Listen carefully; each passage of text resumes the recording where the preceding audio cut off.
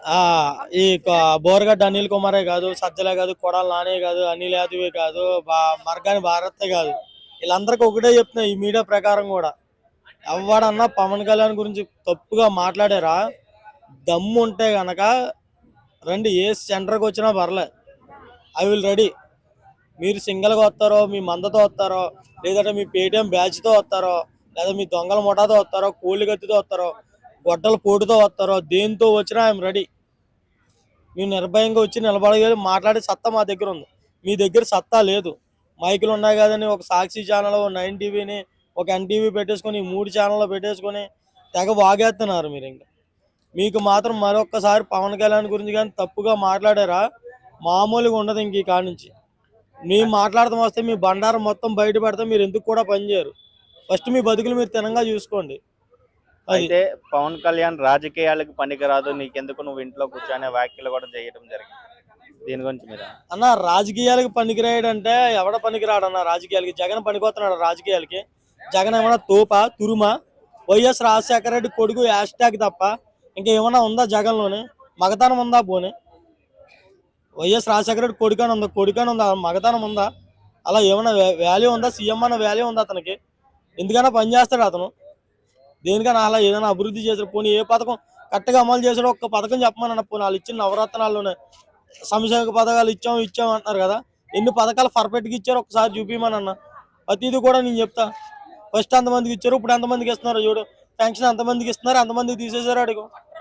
ఎందుకన్నా ఇవన్నీ కూడానా? ఎందుకు అన్ని రాజకీయాల అనుభవం లేదన్న? రాజకీయాల అనుభవం రాక రైతుకి పెన్షన్ ఇచ్చే ఆలోచన ఎవరికి వచ్చింది? పవన్ కళ్యాణ్ గారికి వచ్చింది. రైతుకి ఇప్పుడు నష్టం కలిగితే 1,00,000 రూపాయలు పంచింది ఎవరు? ఆత్మహత్య చేసుకుంటేనే. అది పవన్ కళ్యాణ్ గారు ఇచ్చింది. మళ్ళీ వీళ్ళకి రాజకీయాల అనుభవాలు కావాలా? వీళ్ళకి లేనిది అలా ఆడుకుంటున్నాడు అంతే. సజ్జలా నీకైతే ఈసారి సజ్జిచ్చి దెంగుతా, మామూలుగా చెబుతున్నా, సజ్జిచ్చి అంతే. అది అయితే మొన్న మీటింగ్ గురించి కొడాలి నాని కూడా కొన్ని వ్యాఖ్యలు చేయడం జరిగింది. ఆడు గుట్కా వేసుకొని పెద్ద నంబర్ 1 పోరంబోకి ఎవడంటే వైసీపీలోని ఆడు రోజా కూడా నంబర్ 1 ఫస్ట్ ఫిల్టర్ చేస్తే ఇద్దరు పోరంబోకులు వస్తారు, మూడోవాడు జగన్ గారు వస్తాడు. ఫిల్టర్ చేస్తే A1 కొడాలి నానికి, రోజాకి ఇస్తాయి, A2 ఏమో జగన్ గారికి ఇవ్వాలి.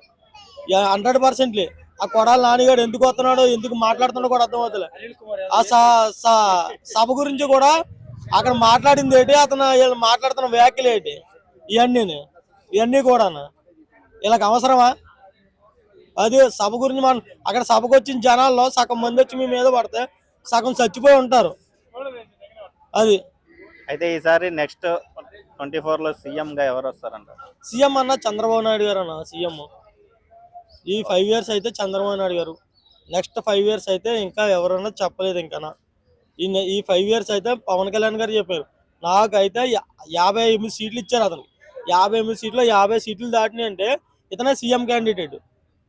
50 సీట్లు మనం ఆంధ్ర ప్రజలు గెలిపించుకున్నామంటే సీఎం క్యాండిడేట్ ఇతనే. కాదు కూడదు లేదు, నా 50 కన్నా తక్కువ, పోను 45 అలా వచ్చినాయి అనుకో, కనీసం చంద్రబాబు నాయుడు సీఎం అవుతాడు. మనకైతే మిస్ ఏమవుతాం. ఎందుకంటే ఎవరున్నా ఒకటే. అక్కడ చంద్రబాబు నాయుడు గారు వాల్యూ ఉంది.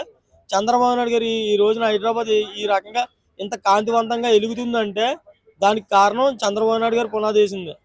అయితే 24లో జగన్మోహన్ రెడ్డి గారిని సీఎం గా గెలిస్తే ఎలా ఉంటుందంట రేపు పొజిషన్? ఎలా ఉంటాం అంటేనన్నా, గుడికాడ మెట్లు కాడ అడుక్కుంటున్నారు కదన్నా, అలా కూడా వచ్చి హైదరాబాద్లో గుళ్ళు మెట్లు చూసుకోవాలి. ఇక్కడ దానికి కూడా అడుక్కునే వాళ్ళకి కూడా వాల్యూ ఉండదు అక్కడ. ఎందుకంటే అడుక్కునే వాడికి డబ్బులు వేయాలన్నా అడుక్కునే వాళ్ళు ఉండరు అక్కడ. వేసి ధర్మాలు వేసే వాళ్ళు ఉండరు. ఎందుకంటే మొత్తం దోచుకొని ఎలా తినేస్తారు, అడుక్కునే వాళ్ళ దగ్గర కూడా లాక్కొని తినేస్తారు ఇలా. దాన్ని బట్టి నెక్స్ట్ జగన్ వచ్చాడంటే ఎవరి పరిస్థితి కూడా బాగోదు.